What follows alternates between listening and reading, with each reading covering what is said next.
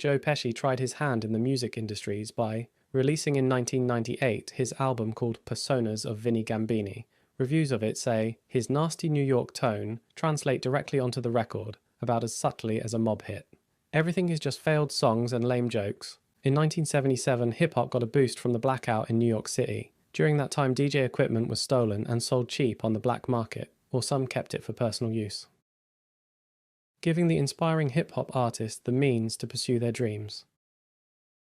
The dance for the YMCA was born on the American Bandstand. The dancers formed the letters with their bodies. The band liked it so much they kept it. Some of Barry Manilow's biggest hits are jingles. I'm stuck on Band-Aid brand because Band-Aid stuck on me. Like a good neighbour, State Farm is there, also finger looking good. Aerosmith, while recording Toys in the Attic, took a break to go to the movies, ending up seeing Young Frankenstein. One of the lines in the movie gave him the song title, Walk This Way.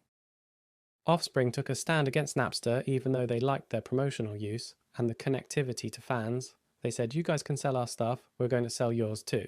And they did. They sold merchandise with the Napster logo on it. They received a cease and desist from Napster not long after. 2004, Robert Downey Jr. released an album with mixed reviews. I'm pretty sure he's going to focus on his film career from now on. In just about the funniest thing I've ever heard, Usher recently released a song as a cereal box prize. Are you kidding me? Singing the line I Want the Punani on an album from the Crystal Cave, Steven Seagal has outdone himself. John Travolta in 1986 sang a few songs written by, believe it or not, Scientology founder L. Ron Hubbard. You guys should Google the lyrics to that song.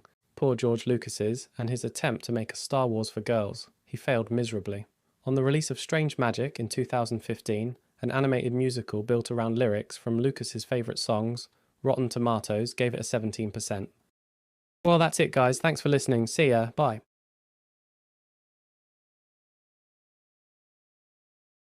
During his college, Peter Dinklage was part of a band called Whizzer. Unfortunately, no audio recordings have survived. Eminem took things into his own hands when iTunes chose to make ridiculous deductions for packaging and breakages on digital download royalties by taking them to court. Clash magazine describes the 112-track vinyl album released by Bob's Burgers, songs as both smart and sweet and very, very stupid, apologising by saying, I meant no disrespect, I had some technical difficulties, and I must admit I got nervous.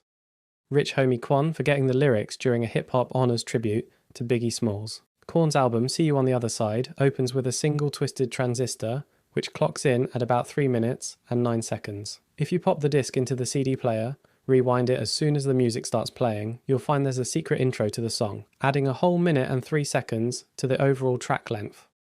Kiefer Sutherland loves Gibson guitars, so much that in 2016, maker of the famous guitar made a model in his honour. Phil Collins is obsessed with Alamo, donating the nearly 200 items to the Texas General Land Office. The ex-bassist from Rolling Stones, Bill Wyman, loves to hunt for treasure with his metal detector. He has sold his own detectors since 2007. Elvis was a huge fan of go-karts. Him and his friends would often be seen riding them around his property at Graceland. Warren Buffett played alongside John Bon Jovi and Glenn Close at a charity event with his ukulele. He said he learned to play the instrument as a way to impress the girls. Everyone in the world and the music industry can say thank you to Cher for not liking her song, in an attempt to keep the song her producer used his new pitch software. While trying to smooth out the vocals, he discovered the effect, now known as auto-tune. So thank you, Cher. Well, that's it, guys. Thanks for listening. See ya. Well, boys and girls, I've got a list of facts for you today. I know what you're probably thinking, but this is a really interesting musician facts list that I stumbled upon. I'd like to thank Cracked for the list. It's a good one. Now here we go. Number 36. Black Sabbath guitarist Tony Iommi lost 2 fingertips when he was working as a welder. Adapting his playing style because of this injury gave him his signature sound. Number 35.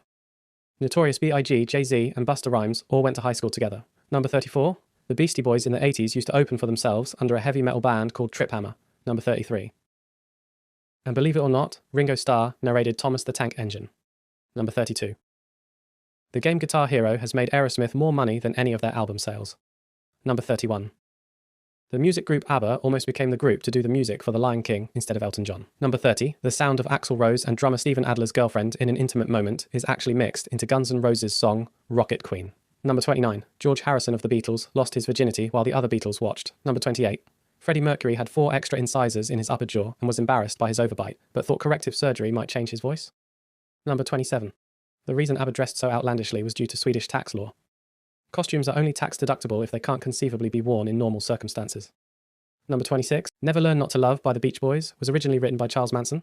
Number 21, in an ironic move, Drake dropped out of high school to play a high schooler on Degrassi. Number 20, Paul McCartney once said about a stranger claiming to be Jesus who wanted to enter his home, well, he probably isn't, but if he is, well, there you have it, guys. Hope you enjoyed it. Thanks for watching. And this isn't a complete list. If you want to read the whole list of 36 facts, head over to cracked.com, link in the description. Bye.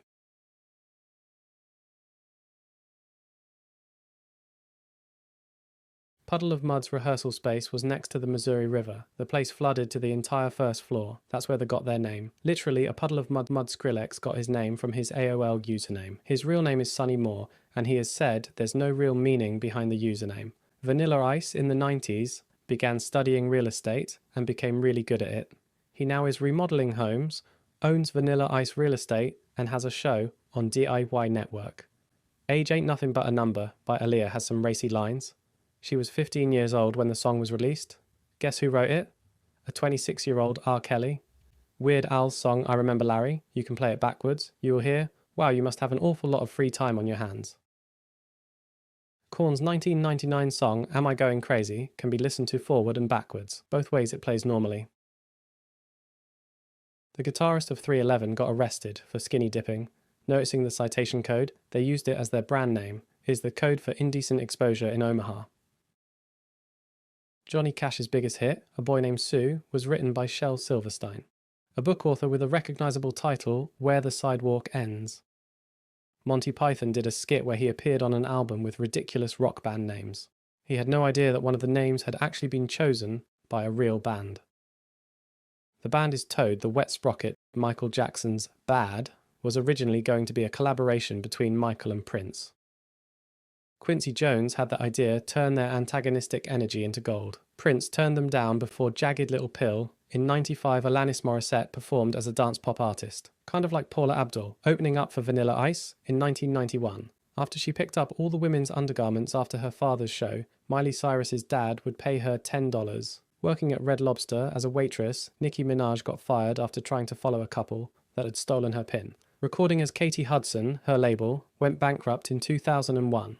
After her self-titled Christian rock album had barely any sales. Rebranded herself in 2007 as Katy Perry singing I Kissed a Girl. Originally called the Young Aborigines, in the late 70s, the Beastie Boys were a punk trio, switching over to hip-hop in 1986 with the release of their album Licensed to Ill, sweeping floors at his cousin's recording studio. Bon Jovi recorded his first track on the album, Christmas in the Stars, a Star Wars-themed Christmas album.